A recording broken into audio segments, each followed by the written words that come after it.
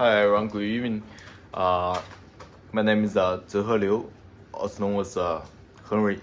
I'm going to give a presentation on Kodak, also analyze on Kodak's company change through the innovation of smart devices. Here's a basic content table for my presentation. The first one is context as well as background. Second one is the change processes, and I'm going to cover the threats that Kodak encountered through the change in these change processes. Then I'm going to give alternative procedures, what could be done to do better in these change processes, as well as finally give a takeaway, like what can we learn from this case study. What are some of my personal reflections? Alright, first background. The Eastman Kodak's company, is known as Kodak, is an American technology company that produce camera-related products with its historic basis on photography. The company is headquartered in Rochester, New York, and it's now incorporated in New Jersey. Kodak provides packaging, functional printing, graphic communication, and professional services for business around the world. Its main business segments are print system, enterprise inkjet systems, micro 3D printing and packaging, software and solution, and consumer and film. It's best known for photographic film products. Back in the time, Kodak was the most popular and the most successful company that dominated the market. But all this changed one day until the digital cameras come out and it just killed the market. As you can see from the As you can see from the chart, digital camera sales begin to.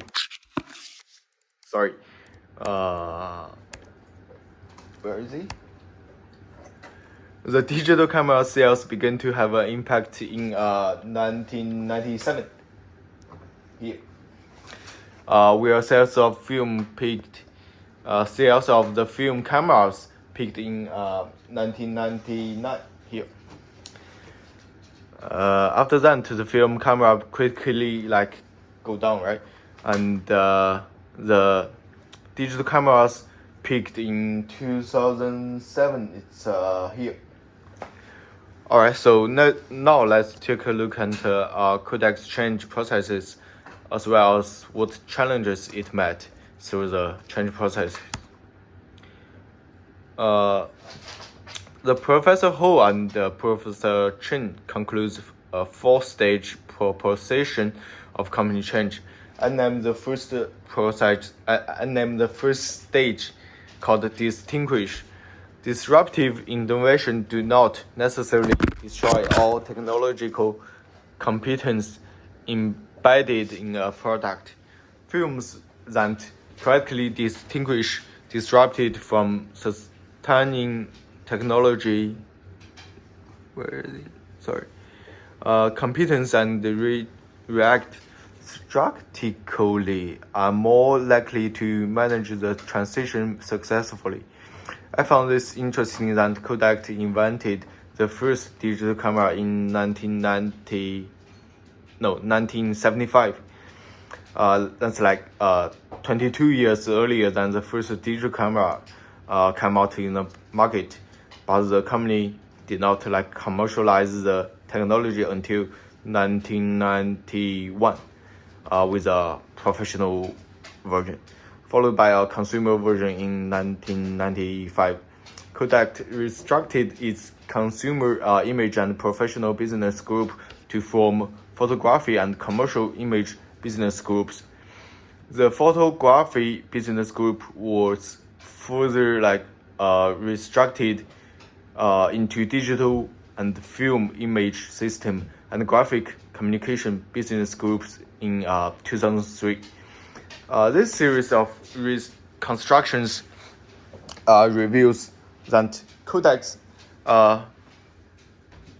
awareness of the need to change. However, the company failed to take effective actions to manage its film and photo finishing business, continuing to retreat. Continuing to treat the disrupted film and photo finishing technology similar to other sustainable technologies. The second stage I call it merging. Films that adopt disruptive innovation early and at the same time explore opportunities to further exploit their sustaining competence not only in the current market but also in the emerging regime of the disruptive innovation have a better chance to succeed. So Kodak also diversify in healthcare industry, introducing the dry view 8600 laser imaging system for mammography in 1999, the direct view DR 9000 digital radiography system in 2000, and the mammography computer-aided detection system in 2004, according to Kodak. In 2000 alone, Kodak's health imaging unit introduced 45 new products, including the new digital radiography system. However, after Antonio M. Perez became the president and the CEO in 2006, Kodak seemed to refocus money on its picture business with heavy investment in commercial printing products. Its health group in spent producing annual revenue around 2.5 billion constantly during the early 2000s. Or sold in 2007, 7 years later for cash. When there is no external threats, the threats just come from internal. The third stage is expansion. Firms that take serious efforts to explore new business opportunities for the competence disrupted in the current market and then accumulated and diversify diversify such as competence to new business areas that can maintain organizational continuity and have a better chance to succeed. Kodak actually developed a series of products around the film technology. However, in 1993, Kodak spun off Eastman Chemical. It's a chain company, or follow company that supplies Kodak chemical needs. And in 1994, Kodak divested its health-related business. Kodak continued to I just can't believe it. Kodak just continued to invest in material science and accumulated many related patents, but only commercialized those result in the picture industry. It's so stubborn, Kodak also acquire a few companies, but only to strengthen its digital imaging related business. As a result, Kodak was not able to utilize its core technological competence in new ways, and a few years later, it also lose its core business. It's so stubborn. The very last stage, I call it rebuild. Firms that are able to redefine their core business to leverage organizational continuity and dynamical reconfigure and reconstructive to fit the new business in a timely manner have a better chance to succeed in the face of disruptive innovation. Kodak was relatively late to recognize critical impact of digital revolution. In 1997, Kodak defined its business pictures, and avoided making a necessary reconfiguration of its disruptive film-related chemical material technologies. In 2003, digital transformation strategy was announced to retain both digital and traditional. Sorry, I just need to read my notes. Both digital and traditional film business.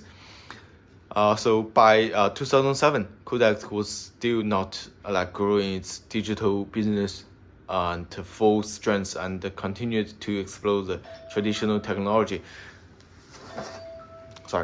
Until this time, Kodak was already lagging far behind Fujifilm and other competitors. Alright, and now let's take count what have Fuji do and how can Kodak to do better. I would say in two ways. First is the manager gap.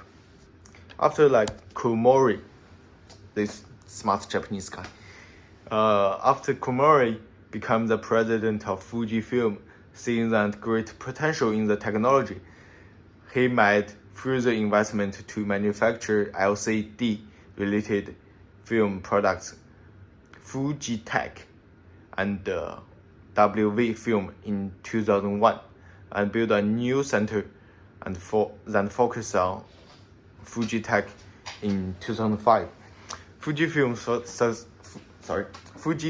successfully sustained its disruptive core technology and made Fujitech one of its most profitable and core business in the 2010s.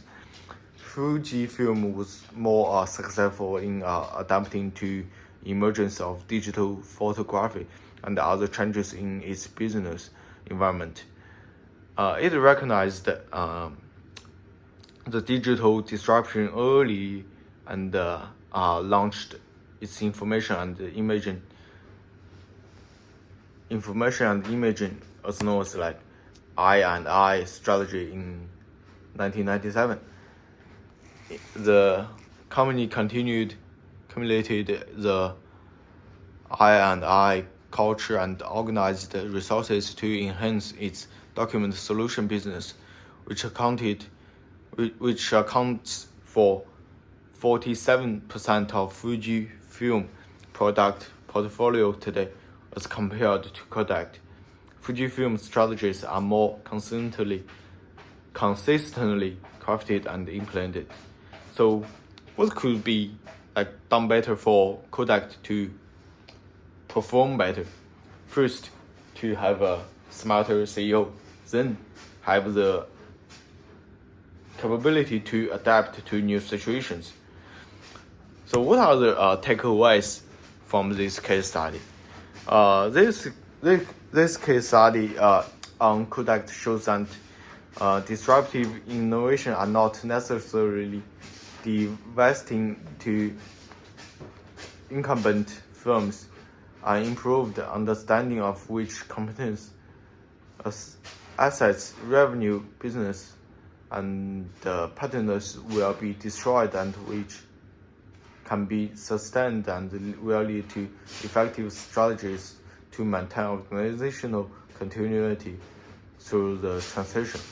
A proven strategy is the fast adoption to disruptive technology while integrating the sustaining technology to enhance the innovation performance so that it can meet mainstream market demand in a shorter time, being able to differentiate the newly introduced products to outperform competitor is crucial for such strategy to generate excellence.